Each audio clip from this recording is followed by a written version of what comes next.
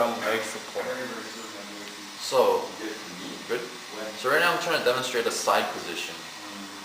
There is, like we agreed on this, that there is some shortcoming, and I have to admit, the side position, it doesn't work the way we want it to work. Reason for that is, well, first of all, when I try to, let's say I want to scan this angle, it looks fine right now, but we predict if it is relying on friction somehow. So we predict if you put the silicone gel, if you apply the gel onto the transducer and the patient's body, this thing will potentially slide down, because I'm assuming friction will decrease by a lot. The other thing about that is the spring that we're using right now, they're not chosen or calculated.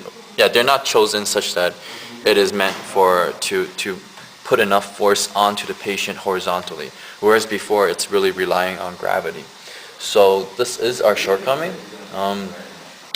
A couple ways we could fix this is if we have some spring right here that could give us pushing this, what do you call it, spring? Torsion spring. Yeah? Tension spring. No, it's torsion. Wait, the one that you go like this. Torsional. Torsional spring, such that it gives a boost this way. Then we can have a active pressure acting on Steve right here. But in terms of angle, it's still working pretty well. You can still do your angles like this or this, and then lock it a little bit like that. Again, if I were to come from this position, I could still, just slightly loosen this a little bit. Okay, so I could still do this. Yeah. So that part is still working pretty well.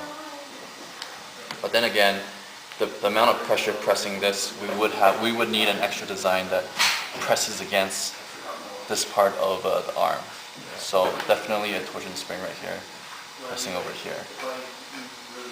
So that is our project. But for the most part, actually, there is a pressure, so. Oh, you do feel pressure? Yeah. Okay, that's cool. Yeah, so we discussed the strength and the shortcoming. Thanks a lot, Steve. Oh.